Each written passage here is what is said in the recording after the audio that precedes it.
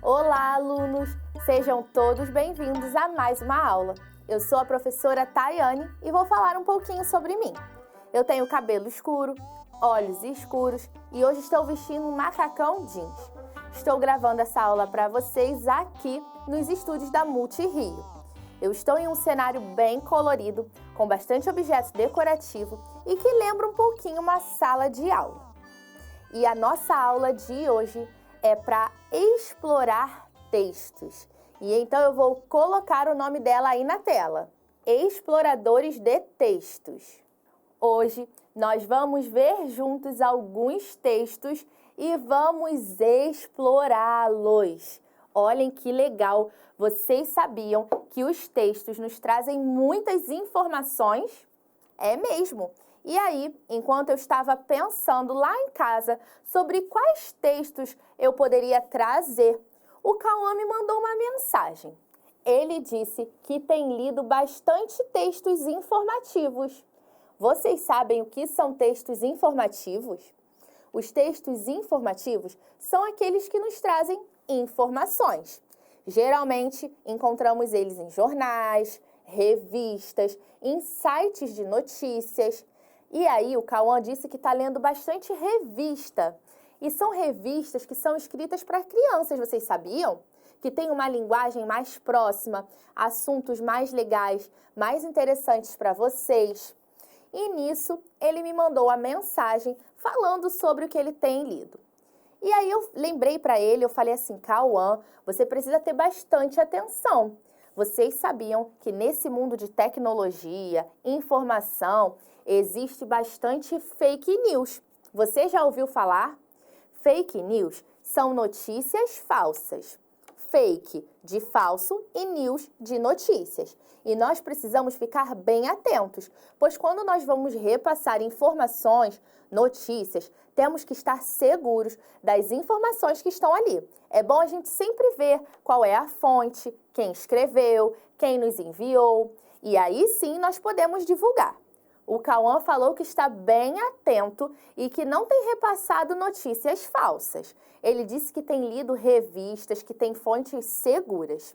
E aí eu falei, tudo bem, Cauã, então você me manda essas informações que nós juntos vamos explorar esses textos.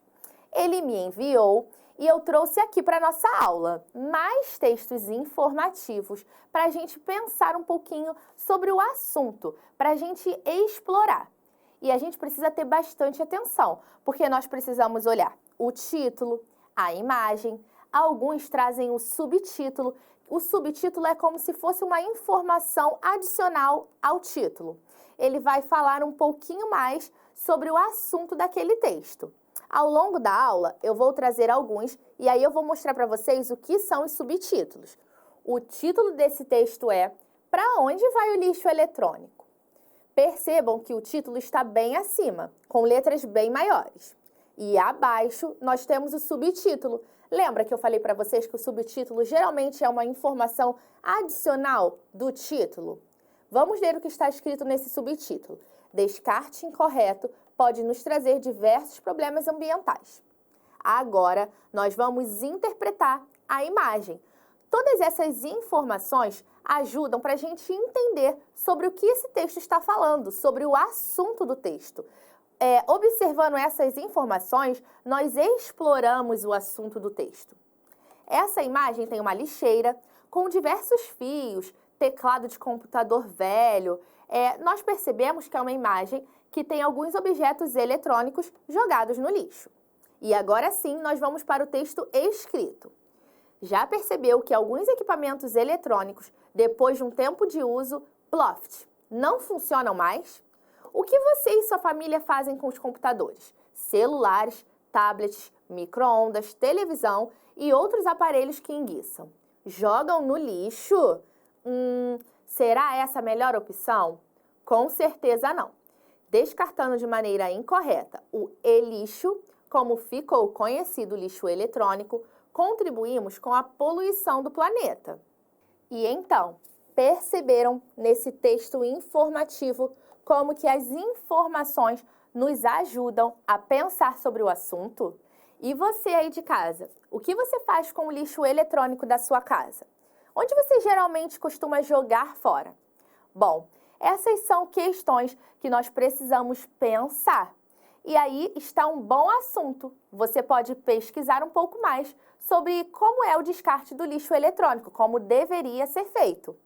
E como a nossa turma é muito curiosa, nós continuamos pesquisando textos informativos. E eu trouxe mais um. Vamos ver?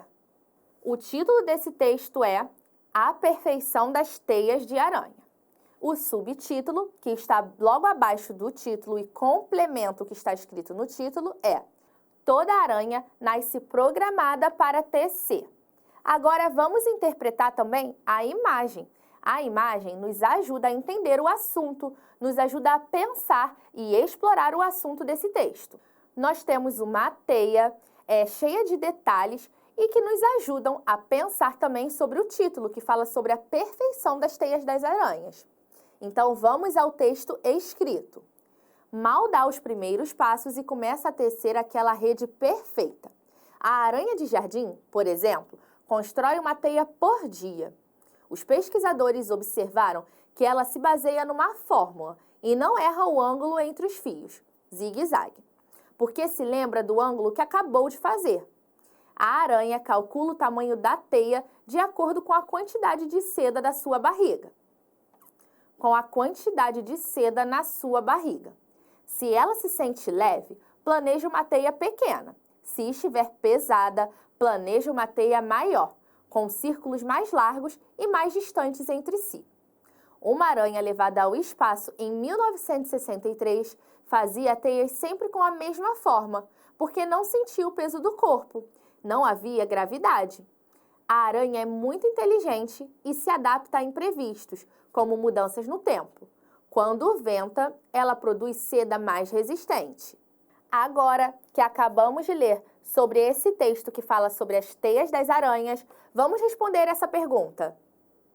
O assunto do texto é sobre como as aranhas já nascem preparadas para tecer suas teias, sobre como as aranhas vivem em grupos em suas teias ou sobre como as aranhas podem ser perigosas. Pensa aí.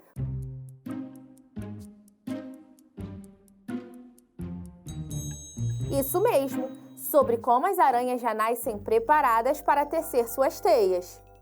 Vamos conhecer mais um texto informativo, Riscos ao soltar pipa. O subtítulo é Comunidade inicia campanha para conscientização do perigo ao utilizar cerol. Esse subtítulo está complementando a informação que o título não traz, pois o título fala apenas sobre os riscos ao soltar pipa. Já o subtítulo explica qual é o perigo ao soltar pipa. Esse perigo acontece quando é utilizado cerol. Nós temos a imagem que tem um menino soltando uma pipa e ela complementa a informação também do texto. Junto ao verão, vem a temporada de férias escolares e também um alerta para quem gosta de aproveitar os bons ventos da estação para a tradicional brincadeira de empinar pipas. Soltar pipa com cerol torna a diversão perigosa, tanto para os que estão se divertindo, como para os pedestres e mais ainda para os ciclistas e motociclistas. No intuito de conscientizar, a comunidade Vila Feliz mostra os danos causados pelo uso criminoso das linhas cortantes, que vão desde ferimentos à morte, além do risco de quedas no fornecimento de energia elétrica. Uma das educadoras que participa da campanha, Eduarda Maia, diz que é muito importante trabalhar esse tipo de conscientização com crianças e adolescentes nessa época em que as incidências desse tipo de acidentes aumentam consideravelmente. Agora, vamos responder essa pergunta. O assunto do texto é sobre como as pipas são lindas e coloridas, sobre como aprender a soltar pipa ou sobre o perigo da utilização do cerol ao soltar pipa.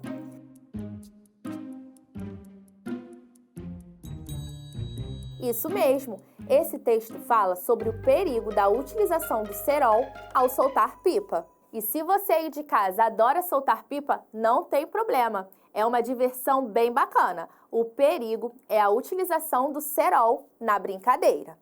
Bom, Mas, antes de me despedir, eu vou deixar um desafio para vocês. Pense em algum acontecimento no seu bairro, escola ou em sua casa e escreva ou desenhe um texto informativo contando sobre o assunto que escolheu. Lembre-se de colocar as informações mais importantes, aquelas que o leitor precisa saber. Depois, você e seus colegas podem trocar essas informações uns com os outros. O Cauã está falando uma coisa escrita nesse balãozinho. Vamos ler? Você pode falar sobre algum lugar do seu bairro, um evento que aconteceu na sua escola ou algo bem legal que aconteceu na sua família. Lembrando que os textos informativos podem ser com imagens, com textos, mas nós precisamos ter uma linguagem bem clara e objetiva. Uma linguagem que a pessoa que esteja lendo consiga entender sobre o que você está informando. Bom, depois você pode ler o que seus colegas escreveram, eles podem ler o que você escreveu e eu aposto que vai ser bem legal, pois você vai conhecer informações que o seu colega pode te trazer e ele também vai conhecer o que você escreveu. Agora, a nossa aula está chegando ao final, mas eu fico aguardando a companhia de vocês nas próximas aulas. Beijos e até mais!